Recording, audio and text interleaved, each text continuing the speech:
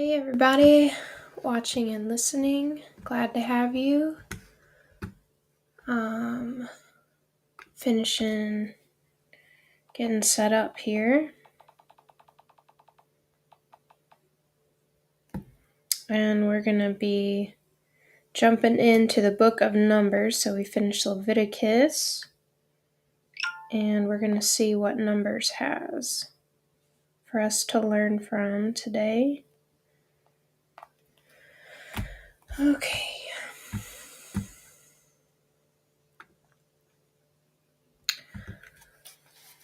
Alright, so the book of Numbers is God establishing more order and structure to the Israelites. So they've been in the wilderness for a year now, and they just set up the tabernacle. And so we read about all the laws for the Levites to carry out concerning the holy things of the Lord with the tabernacle of God. And so now God's going to give more order in exactly how he wants the Israelites to set up, how he wants them to be grouped. And then we're going to see how God assigns even more specific jobs for the Levites to carry out. So in the book of Leviticus, we read all the laws that God gave for the Levites to carry out. And in the book of Numbers, we're going to see specifically what jobs were assigned to which people within the Levites. Okay. Lord, I thank you for today. I thank you for your word that is so precious, that is very powerful, and has the highest authority to carry out what you have spoken. We give you praise and honor and all glory for everything that you've had done, everything that you're doing, and everything that you will do. I thank you that your word will indeed come to pass, and that we will see the goodness of God in the land of the living. Holy Spirit, I ask for you to be over every word spoken today of the Lord, and that people listening would receive from you everything that you have for them, and that your word will accomplish what it has been sent forth to do in their lives. And I thank you for the revealing of yourself to us through your word and through your spirit, to know and understand the Holy One, the Lord Almighty, the Lord Jesus Christ. We love you. I thank you for everything. In Jesus' name, amen. All right, chapter 1. Then the Lord spoke to Moses in the wilderness of Sinai in the tent of meeting on the first of the second month in the second year after they had come out of the land of Egypt. So this is the first day of the first of the second month, and in the second year. Take a census of all the congregation of the sons of Israel by their families, by their fathers' households, according to the number of names, every male, head by head, from 20 years old and upward. So he's only wanting to know the numbers of those who are 20 and older, and it has to be a male.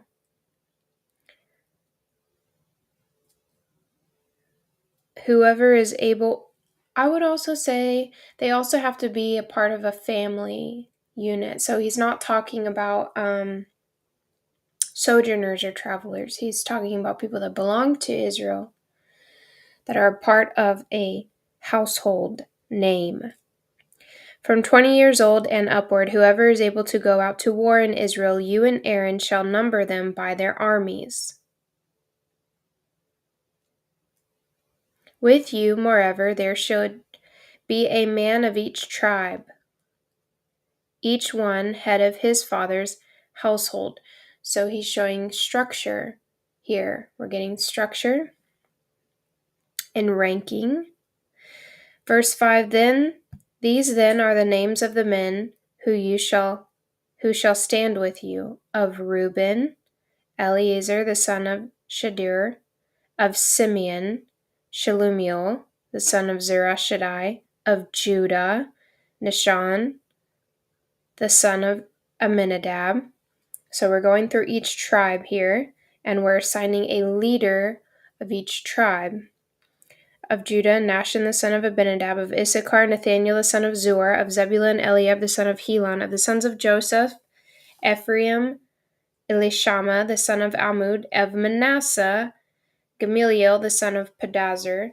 And so there is no tribe of Joseph here, even though he was the one of the sons of Jacob, also known as Israel, because Joseph received a double portion from his father, so he has two sons here that are in place of him for the 12 tribes of Israel, which are Manasseh and Ephraim. Verse 11, of Benjamin, Abidan the son of Gideoni. Of Dan, Ahiezer the son of Ammishaddai. Oh, wow. Ammishaddai. Amazing. Of Asher, Pagiel the son of Ochran. Of Gad, Eliasaph the son of Duel. Of Naphtali, Ahira the son of Enan. Verse 16, these are they who are called of the congregation, the leaders of their fathers' tribes. They were the heads of divisions of Israel. So Israel is being divided into 12 tribes, and then from those 12 tribes, we just named the leaders of each of those 12 tribes.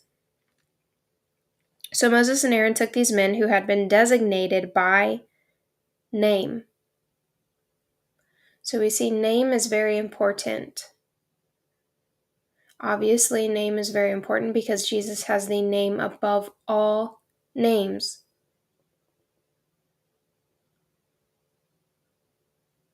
And they assembled all the congregation together on the first of the second month. So they did this immediately. Then they registered by ancestry in their families, by their fathers' households, so according to their lineage, according to the number of names, from 20 years old and upward, head by head, just as the Lord had commanded Moses. So he numbered them in the wilderness of Sinai. So they didn't wait to do this. They did this immediately. As soon as God gave Moses the command to do this, they went and they carried it out. Now the sons of Reuben, Israel's firstborn, their genealogical registration by their families, by their fathers' households, according to the number of names, head by head, every male from 20 years old and upward, whoever was able to go out to war.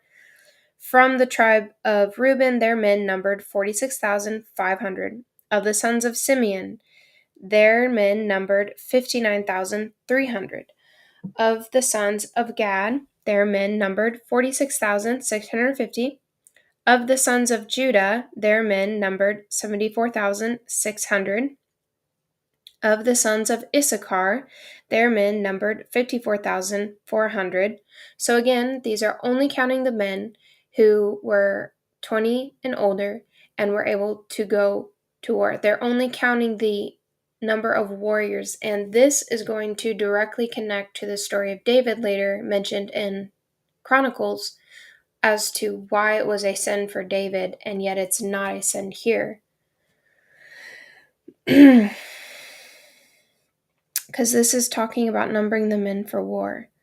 And so the reason I'm saying that is because it gives you a hint at what was going on in David's heart and the intentions when he numbered Israel and why it was a sin for him to do it, but it's not a sin for Moses to do it here. Because Moses was following the command of God. Okay? Verse 30, of the sons of Zebulun, the men who were able to go out to war were 57,400. Of the sons of Joseph, their men were 40,000. excuse me. Of the sons of Joseph, Ephraim, their men were 40,500. Of the sons of Manasseh, their men were 32,200. Of the sons of Benjamin, their men were 35,400. Of the sons of Dan, their men were 62,700. Of the sons of Asher, their men were 41,500. Of the sons of Naphtali, their men were 53,400. And all these, so verse 44, these are the ones who were numbered, whom Moses and Aaron numbered. So Moses didn't do this by himself. This, the leaders of Israel and the leaders of Israel helped 12 men, each of whom was of his father's household. So all the numbered men of the sons of Israel by their father's household, from 20 years old and upward, whoever was able to go out to war in Israel, were 603,550. So they're only interested in those who are able to fight.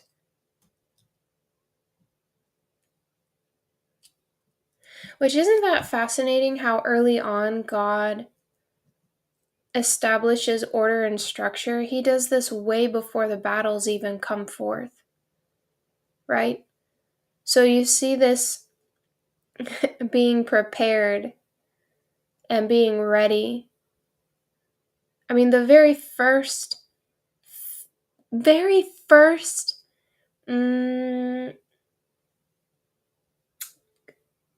instruction that the Lord gave the Israelites, during their emancipation, while they were yet still in Egypt, in preparation for their freedom, was the Passover. And he had them, the purpose of that was so that they had to be ready. You were to make these and prepare this and be ready to go immediately, to leave Egypt. And so we see God clearly establishing order and structure very, very early, and getting them ready, the warriors ready and established, rooted, for battle. Because why would the Lord be preparing a number, 603,550 of these men, for war, when he is going to be taking them to the promised land, but if there were not battles to be coming forth?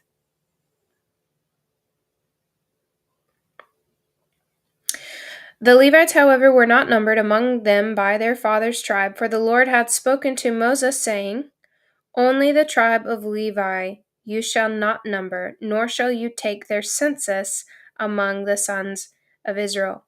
But you shall appoint the Levites over the tabernacle of the testimony, and over all its furnishings, and over all that belongs to it. They shall carry the tabernacle and all its furnishings, and they shall take care of it, and they shall also camp around the tabernacle. So basically, they are in charge of everything that belongs to the house of the Lord. So when the tabernacle is to set out, the Levites shall take it down, and when the tabernacle encamps, the Levites shall set it up. But the layman who comes near shall be put to death. So no one is allowed to do this except for the Levites, because they have been set apart and chosen specifically only to God. Now, the Israelites have been set apart as his people to the Lord, but the Levites are specifically who God chose to take care of and steward all of the holy things to the Lord, his house. And the sons of Israel shall camp each man by his own camp, and each man by his own standard, according to their armies. So what is this saying? This is really interesting, because God's allowing. So there's the order and the commands and the structure and the laws of the Lord that have been established, right? All these other books, that came before Numbers that we've been reading. They have established the order, the commands, the laws, the ordinances, and precepts of God for Israel. And then here in verse 52, he says, each man is allowed to camp, set up his own camp according to what? How are they supposed to set up their own camps and their own tents? It's according to their armies. So now we see that there is a freedom, as long as it's still under the commands of the Lord and it's not going against his commands. There is a freedom and a liberty allowed here for these different armies, which is the 12 tribes, to set up their camps a little differently with variety. Beautiful. But the Levites shall camp around the tabernacle of the testimony, that there may be no wrath on the congregation of the sons of Israel. This is beautiful. Actually, you kind of see the Levites as almost like a barrier between the presence of the Lord, the tabernacle of the Lord, and then the Israelites. So the Levites were to surround the tabernacle of the tent of meeting, and then the Israelites were to surround the tent of meeting as well. But the Levites were to be the first barrier, so to speak, between the tent of meeting and the Israelites. Okay, so the Levites, because it says, but the Levites shall camp around the tabernacle of the testimony. Why? So that there may be no wrath on the congregation. Sorry guys about that. My phone. So there may be no wrath on the congregation of the sons of Israel. Ha! Ha! Because there's a separation, yeah? And so this sin brings about the wrath of God. It's a judgment, because sin brings about judgment. And so sin separates us from the Lord. And so the Levites had been consecrated and chosen as holy to the Lord, and to also take care of the holy things to the Lord. Anointed, yes. So the Levites shall keep charge of the tabernacle of the testimony. That is their responsibility. That is their assignment. That is their duty. Thus the sons of Israel did, according to all which the Lord had commanded Moses, so they did.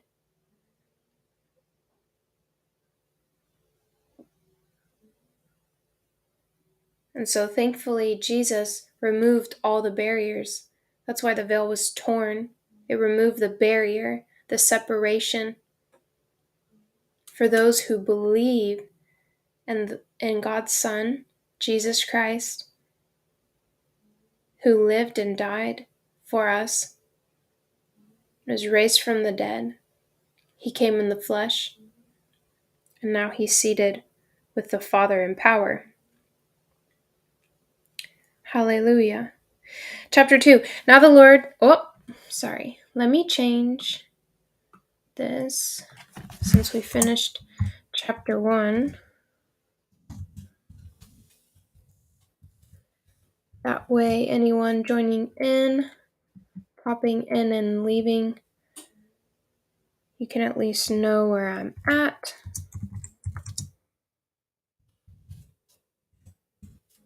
Okay. All right, this is pretty cool. So now we get into specifics of where the 12 tribes are to be assigned around the tabernacle. Now the Lord spoke to Moses and Aaron, saying, the sons of Israel shall camp each by his own standard. And I've already explained what that means. With the banners of their father's household. They had banners. So each tribe had their own banner of where they belong, where they are assigned to, Obviously, this would help not to be lost, right? This is quite an enormous amount of people. I mean, the 603,550 is only the amount of warriors available, right? So this isn't the total amount of people. Again, the average is expected to 2.5 to 3 million, and that's just an estimation, of course. So it says that they have their banners of their father's household. They shall camp around the tent of meeting at a distance. So again, it's saying that even though, this is fascinating, yeah, because even though the Israelites were chosen as God's people and they chose God as their God, there was still a separation. They couldn't just go into or come around the tabernacle whenever they wanted to, and they certainly couldn't come in because of the sin and because God is holy.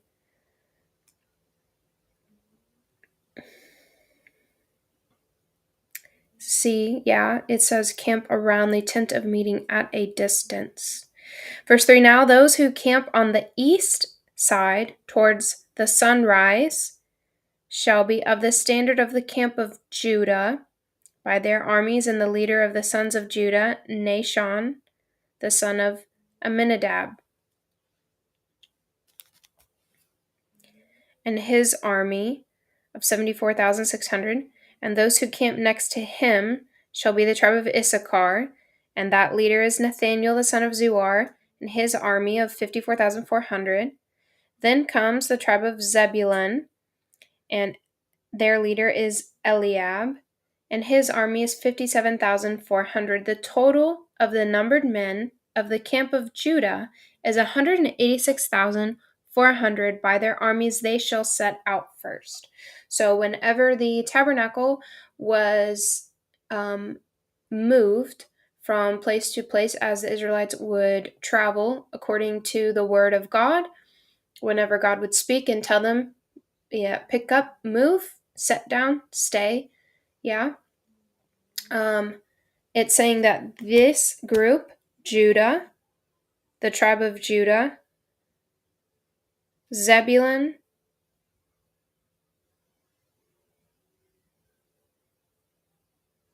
and Issachar, they are to be the first three tribes to pick up and move out.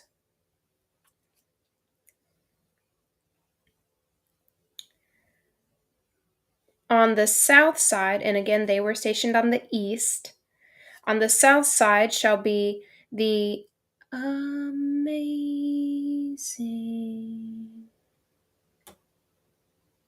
Wow. On the south side shall be the standard of the camp of Reuben by their armies, and the leader of Reuben is Eliezer, his army 46,500.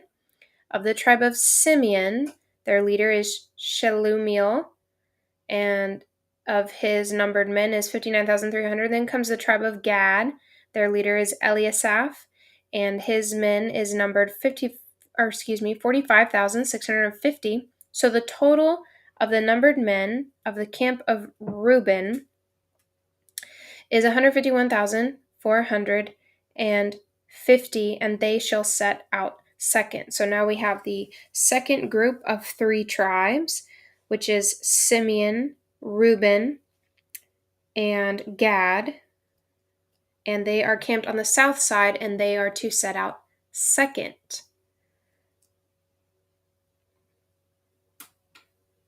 So you see that even among, this is astounding, even among the groups of the three tribes, he still assigns, he calls them by the name of Reuben, the first one, of the three tribes on the east side. They were called the camp of Judah. So we have Judah and Reuben on the east and the south. Let's continue. And then the tent of meeting shall set out with the camp of the Levites in the midst of the camps, just as they camp, so they shall set out every man in his place by their standards.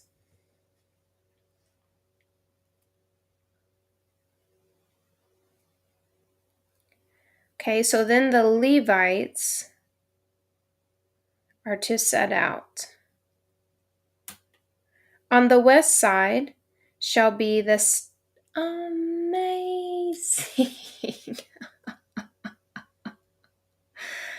Wow. Okay.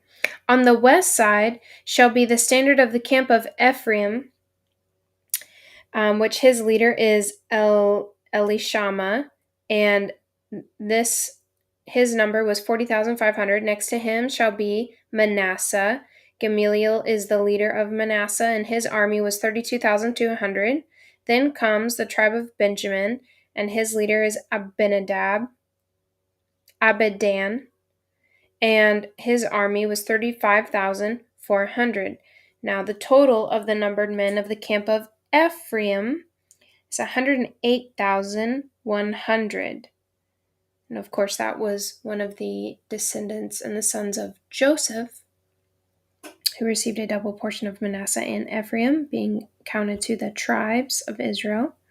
So we have the next three included in the west that were to settle on the west side, being Manasseh, Ephraim, and Benjamin. And they were to set out third, of course, after the Levites.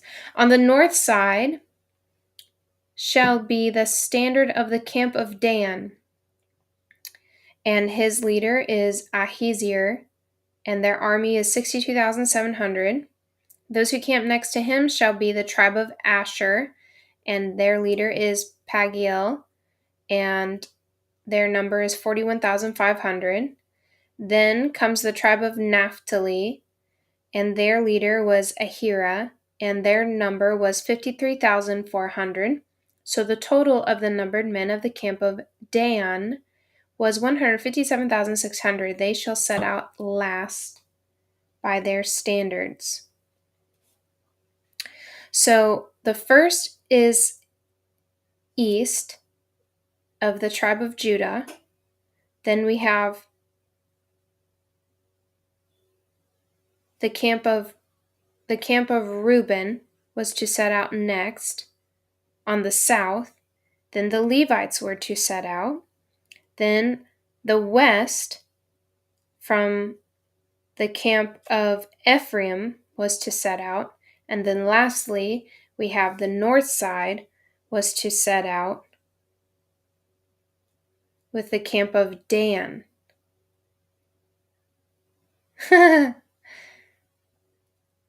Amazing. And so, of course, we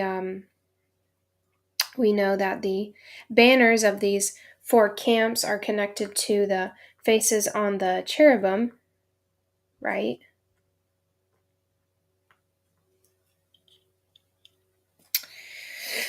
Okay. So look at this specificity and clear instruction and very disciplined order and structure being established, which you would have to have, yeah, because there's so many people.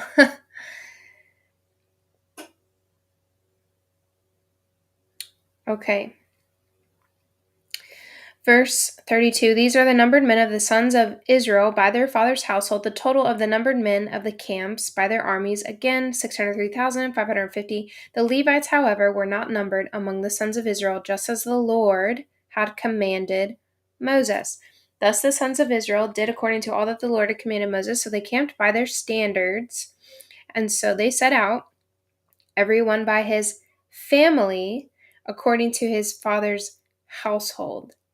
So there's this unity amongst the chosen people of Israel, and the unity is dispersed into the 12 tribes, and then from there the unity is dispersed into 3 tribes apiece on the north, east, south, and west. And you have the Levites surrounding the tabernacle of the tent of meeting, and the very center in the middle, which of course God is to be the center of everything, of our lives. He is to rule and to govern all areas of our life. And then even from within that, there's the camp. So each of those three is assigned camp of Judah, Reuben, Ephraim, Dan, right? So there's unity within that as well. And then even smaller, you just keep seeing this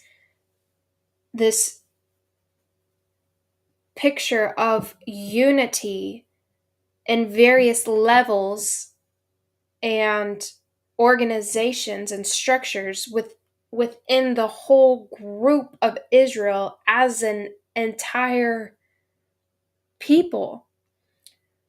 And it comes all the way down to the individual families and individual households. Which, of course, we see the devil and people in positions of power literally attacking that structure right now. Yes, they're attacking the head of the household. They're attacking the fathers. They're attacking the mothers. They're attacking the children. They're trying to cause division within the basic, simplest structure of unity that is actual. It is a powerhouse of unity and strength, for it has been created and designed and established by God to be that way. Verse 34, thus the sons of Israel did according to all that the Lord commanded Moses, so they camped by their standards, and so they set out everyone by his family according to his father's household. So that is how chapter 2 ends. It is quite intriguing, the wisdom of God in establishing order amongst all these people, right?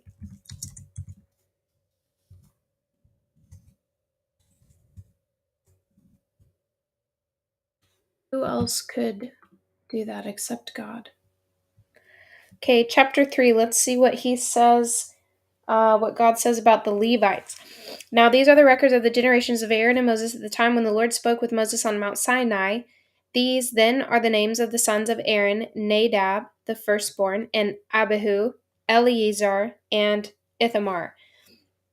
These are the names of the sons of Aaron, the anointed priests, whom he ordained to serve as priests. But Nadab and Abihu died before the Lord when they offered strange fire before the Lord, as in the wilderness of Sinai, and they had no children. And so we already discussed why that happened, why they died, because they literally broke a command and instruction of the Lord, which they knew, and brought in. They also used utensils to make and present their fire before the Lord on items and utensils that were not anointed as holy to the Lord. They had not been consecrated. So God is a holy God. What they did, they definitely knew was wrong.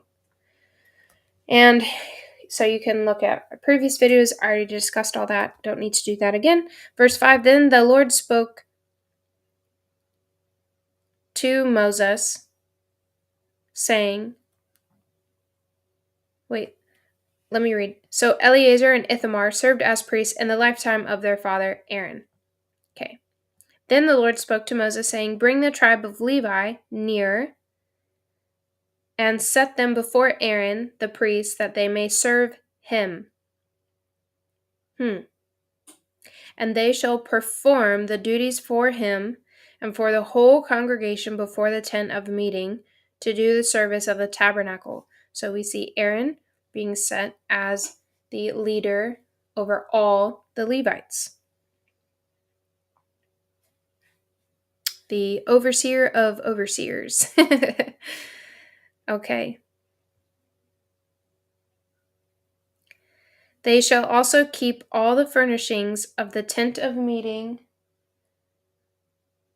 along with the duties of the sons of Israel, to do the service of the tabernacle. You shall thus give the Levites to Aaron and to his sons. They are wholly given to him. Oh my. from among the sons of Israel. So it's saying that the Levites are completely given their service, their lives, over to Aaron and his sons, Eleazar and Ithamar, for the purpose of serving the Lord and everything that's required to carry out all the laws of Leviticus, which we just read about. They are wholly given to him from among the sons of Israel.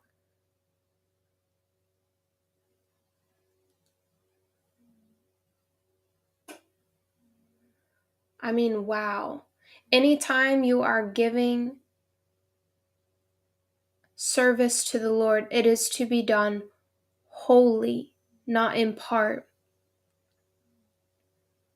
but wholly to the Lord. All of you is to serve the Lord.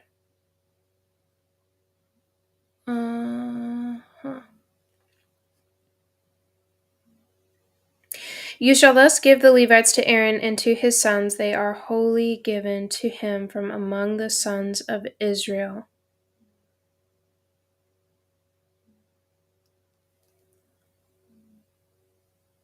Oh, wow. There is so much in that verse.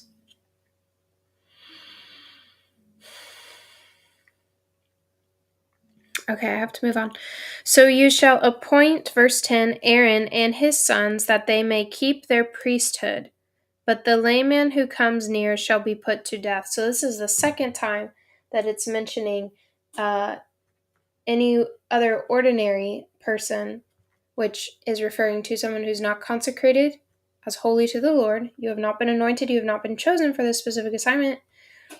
You will be put to death. So he's making the distinction very clear. Again, the Lord spoke to Moses, saying, Now behold, I have taken the Levites from among the sons of Israel instead of every firstborn, the first issue of the womb among the sons of Israel. So the Levites shall be mine. ah.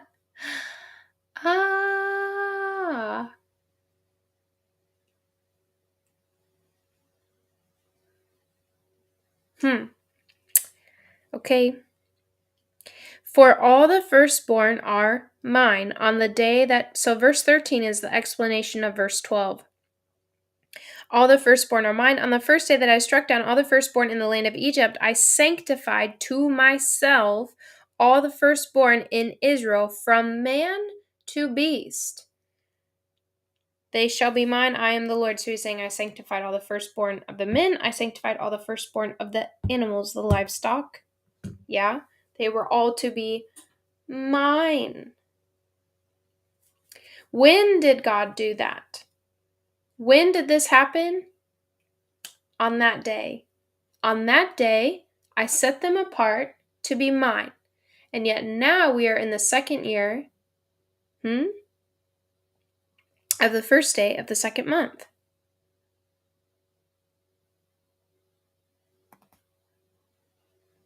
Because he said, when did he do this? On the day that I struck down all the firstborn. That's when he's... Oh, come on. Verse 14, Then the Lord spoke to Moses in the wilderness of Sinai, saying, Number the sons of Levi by their fathers' households, by their families, every male, from a month old and upward you shall number. So Moses numbered them according to the word of the Lord, just as he had been commanded. These, then, are the sons of Levi by their names, Gershon, Kohath, and Merari. And these are the names of the sons of Gershon by their families, Libri and Shimei. And the sons of Kohath by their families, Amram, Ishar, Hebron, and Uzziel. The sons of Merari, Mahali and Mushi. These are the families of the Levites according to their father's household. Of Gershon was the family of the Libnites, the family of the Shimeites. So, saying the same thing that was already mentioned in verse 18. Their number men from numbering every male from a month old and upward, even their numbered men were 7,500. The families of the Gershonites were to camp behind the tabernacle westward, and the leader of the fathers' households of the Gershonites was Eliasaph, the son of Lael. Okay, so we're getting now we're getting an even further breakdown of the structure and order within the Levites that have already been established in the previous chapter to camp around the tabernacle of the tent of tabernacle. Now the duties, verse 25, of the sons of Gershon in the tent of meeting involve the tabernacle and the tent, its covering and the screen for the doorway of the tent of meeting, and the hangings of the court and the screen for the doorway of the court, which is around the tabernacle, and the altar and its cords, according to all the service concerning them. So these are the duties, these are the responsibilities of what the sons of Gershon are responsible, which would be the families of Libni and Shimei. Verse 27, now we're going to establish what the responsibilities of the family of Kohath are, which would be Amram, Ishar, Hebron, and Uziel. So of Kohath was the family of the Amorites, and the family of the Isharites, and the family of Hebronites, and the family of the Uzalites. So what I just said. These were the families of the Kohathites. In the numbering of every male from a month old and upward, there were 8,600 performing the duties of the sanctuary. The families of the sons of Kohath were to camp on the southward side of the tabernacle. So Gershon, they were to camp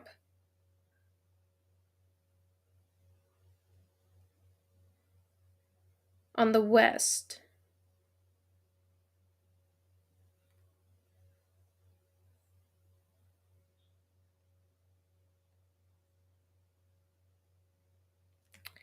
And Kohath and their families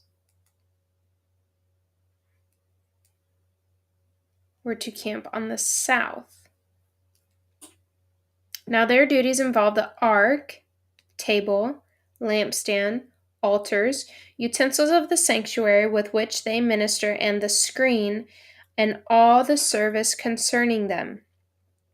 So all of which these items were purposed and their function to be used for. And Eleazar, the son of Aaron, the priest, was the chief of the leaders of Levi, and had the oversight of those who performed the duties of the sanctuary. So Eleazar was the overseer of the Kohathites within the Levites.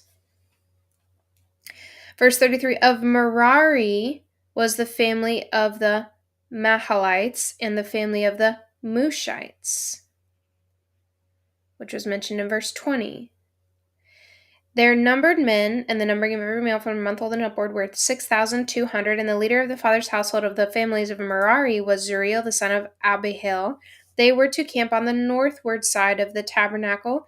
Now the appointed duties of the sons of Merari involved the frames of the tabernacle, its bars, its pillars, its sockets, all its equipment, and the service concerning them, and the pillars around the court with their sockets and their pegs and their cords. Now those who were to camp before the tabernacle eastward, before the tent of meeting, toward the sunrise. And Moses and Aaron and his sons performed the duties of the sanctuary for the obligation of the sons of Israel. But the layman coming near was to be put to death. This is the third time that is mentioned here again. All the numbered men of the Levites, whom Moses and Aaron numbered at the command of the Lord by their families, every male from a month old and upward, were 22,000. So that is the total number of those who are of service within the people of the Levites. So the Levites were broken into three groups. The Kohathites, the Merarites, and the Gershonites. And they were given specific assignments of where they were to camp as well around the tabernacle. Yes. So they had 22,000 serving and for all of Israel. Oh my. Whew. Then the Lord said to Moses, "Number every firstborn male of the sons of Israel from a month old and upward, and make a list of their names." Oh.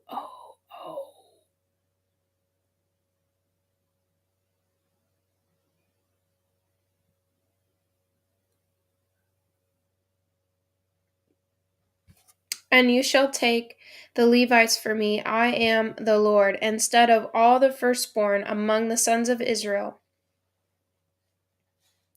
I love how the reason why God says he wants something done is because of his name. It never gets old. He constantly gives a commander an instruction, and then his reason why is, "I am the Lord." Which, yeah, I mean, what else do you need, right? The ultimate because I said so. All right, "Instead of all the firstborn among the sons of Israel and the cattle of the Levites, instead of all the firstborn among the cattle of the sons of Israel." So Moses numbered all the firstborn among the sons of Israel, just as the Lord had commanded him, and all the firstborn males by the number of the names from a month old and upward, for their numbered men were 22,273. So we see, why does that matter? Because we see that there is 273 more firstborn sons of Israel than of the sons of Levites, because they had 22,000 and Israel was numbered 22,273. Then the Lord spoke to Moses, saying, "Take the Levites instead of all the firstborn among the sons of Israel and the cattle of the Levites, and the Levites shall be mine, I am the Lord. And for the ransom," I love that, "of the 273 of the firstborn of the sons of Israel who are in excess beyond the Levites," meaning there's more of them than there are Levites, "you shall take 5 shekels apiece per head." So the price of the ransom is 5 shekels per each individual Israelite child, firstborn male of a month old and upward. "You shall take them in terms of the shekel of the sanctuary, the shekel is 20 gerahs, and give the money, the ransom, the price, the purchase price, the redemptive price of those who are in excess among them to Aaron and to his sons." So Moses took the ransom money from those who were in excess beyond those ransomed by the Levites. From the firstborn of the sons of Israel, he took the money in terms of the shekel of the sanctuary, which totaled out to 1,365. Then Moses gave the ransom money to Aaron and to his sons at the command of the Lord, just as the Lord had commanded Moses. So God, he's saying that I have consecrated these people as mine. When did I do that? It was when I passed over. So there we have the Passover, and I killed the firstborn of the Egyptians for you to deliver you, because I had bought you with a price. I purchased you with a price, right? "And I set you out." He said, "I sanctified you for me. You are mine." And now he's saying that instead of the Israelite, the firstborn Israelite males, I will allow the firstborn of the Levites to be in their place as mine. They are mine. Yeah, that's what God's saying. And so, however many extra of the firstborn of the sons of Israel Then there are Levites. They had to pay a price there to be bought, to be ransomed, right? Pay a ransom, pay a fee, and that was 5 shekels according to the shekel of the sanctuary, which was 20 gerahs.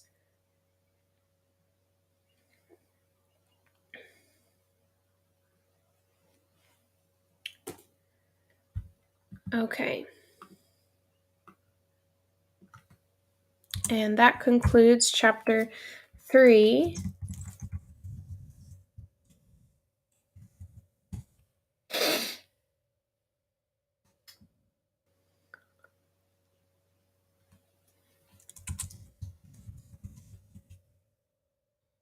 So now we're going to look at more specifics of the 3 groups of Levites and what their the exact instructions of all of their overarching duties that we've already established in chapter 4. We'll see what those are.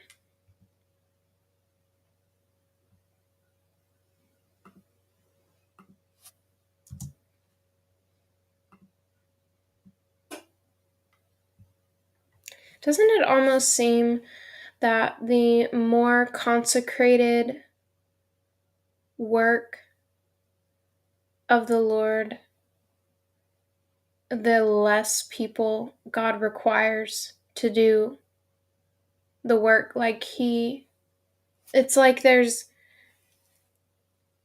trying to be careful here, but it seems that there are levels of consecration, and that those levels, it require a smaller and smaller number. And ultimately that number comes all the way down to just 2. Just 2. It takes 2 to be in agreement.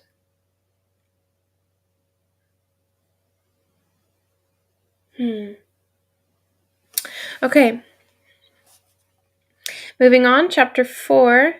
Then the Lord spoke to Moses and to Aaron, saying, Take a census of the descendants of Kohath from the families of the sons of Levi, by their families, by their fathers' households, from 30 years and upward, even to 50 years old, all who enter the service to do the work in the tent of meeting. So the warriors of Israel had to be from 20 on upward, all who were able to serve, and for the Levites, in order for them to serve, they had to be within a range of 30 to 50.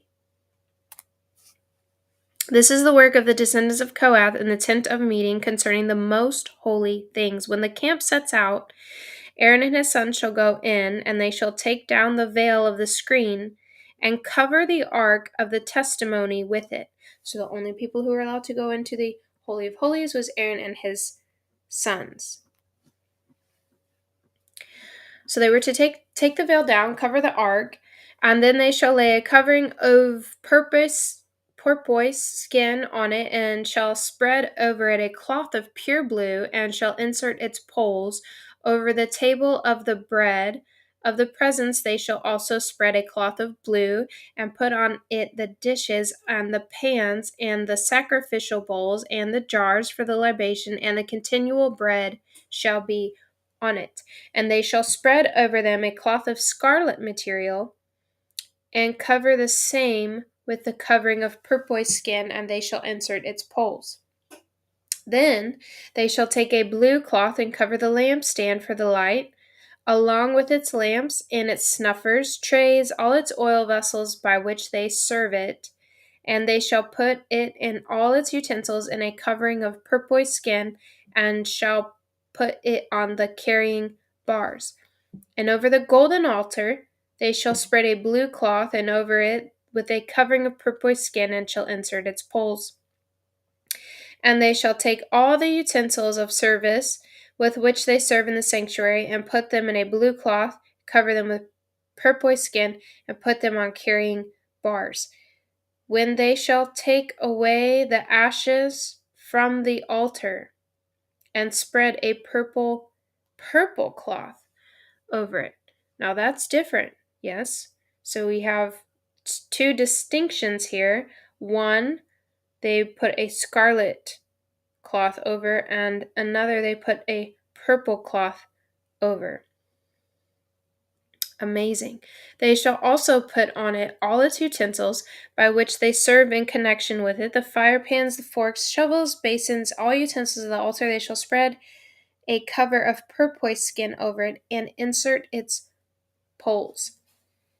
And when Aaron and his sons have finished covering the holy objects, so Aaron and his sons were to do all of these things. They were to be the ones to cover all of the holy items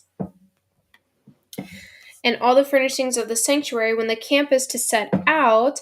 After that, the sons of Kohath shall come to carry them, so that they may not touch the holy objects and die. Astounding. So even the Levites, who had been set apart and sanctified, chosen by the Lord,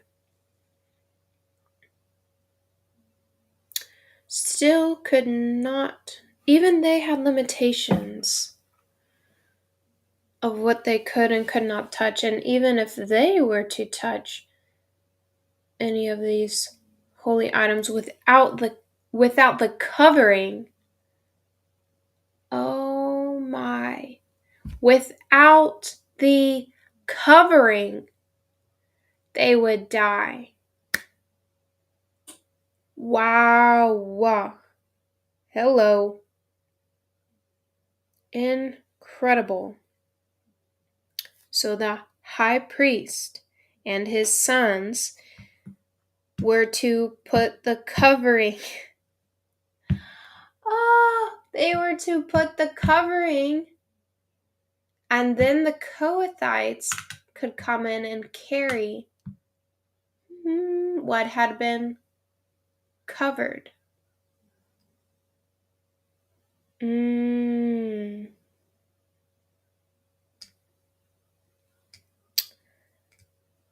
Fascinating.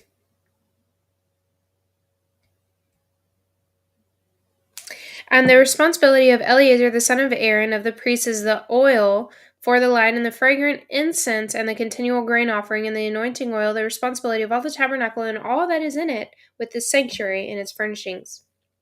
So that is just an expounding of what was already mentioned earlier, because Eleazar was the one to oversee the Kohathites.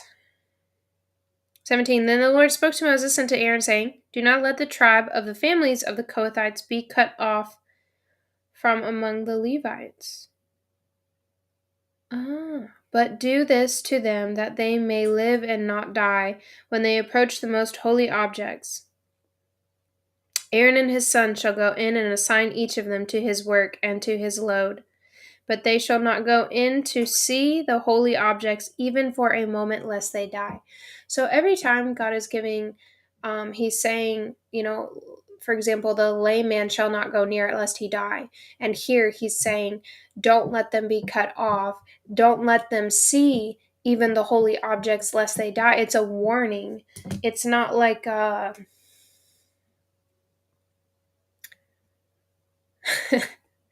man, we just don't understand enough, do we? Just don't understand the heart of God enough. Sometimes. It's a continual learning.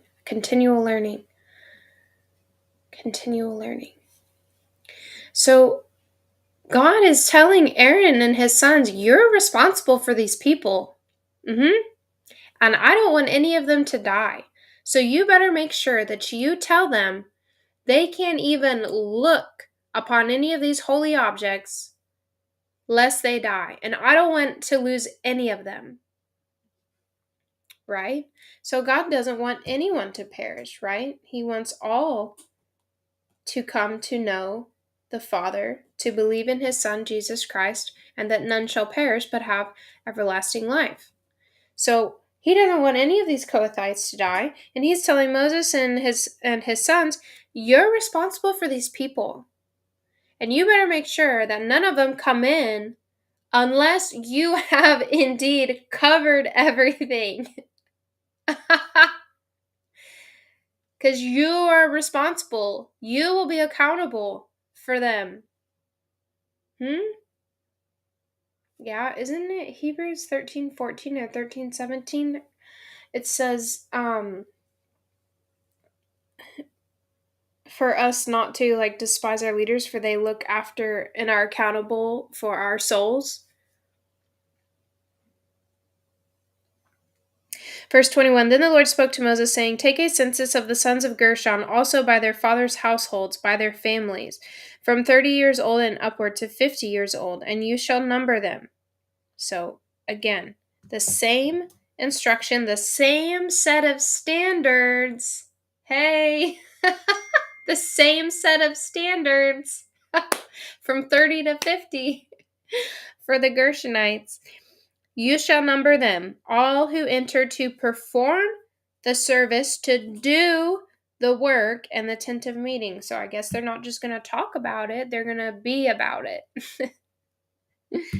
This is the service of the families of the Gershonites in serving and in carrying. They shall carry the curtains of the tabernacle and of the tent of meeting with its covering, on the covering of the purple skin that is on top of it, and the screen for the doorway of the tent of meeting, and the hangings of the court, and the screen for the doorway of the gate of the court, which is around the tabernacle, so on the outside, and the altar, and their cords, and all the equipment for their service, and all that is to be done they shall perform. Because remember, the cords connected the curtains to each other. All the service of the sons of the Gershonites in all their loads and in all their work shall be performed at the command of Aaron and his sons, and you shall assign to them as a duty all their loads. What is that saying? The same thing that was said to the Gershonites. It is the responsibility of Aaron and his sons to give out the instruction for these people, each individual person, what they are responsible for. To carry their load. What do we carry? We carry our cross. And no one can do that for us. We each have that choice to carry our cross.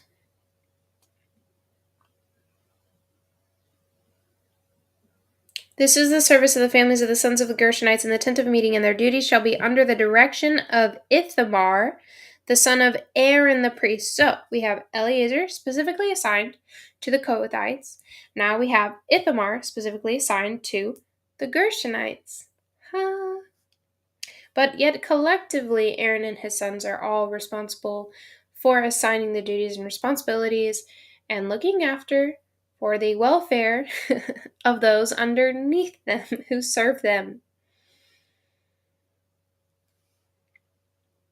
Verse 29, leaders are responsible for those who serve them to look after and give instruction for their benefit. And then it is up to those who serve to follow the instruction given. As for the sons of Merari, you shall number them by their families, by their fathers' households, from 30 years old and upward, even to 50 years old. You shall number them, everyone who enters the service to do the work of the tent of meeting. Now this is the duty of their loads for all their service in the tent of meeting. The boards of the tabernacle in its bars and its pillars and its sockets, and the pillars around the court in their sockets and their pegs and their cords, with all their equipment and with all their service. And you shall assign each man by name the items he is to carry. Also, interesting, it says assign them by name. So you are to know those who labor amongst you. You are to know those who you serve with. You are to know those who you work with. Okay. This is the service of the families of the sons of Merari, according to all their service in the tent of meeting, under the direction of Ithamar, the son of Aaron, the priest. Okay, so Ithamar is responsible here for the sons of Merari.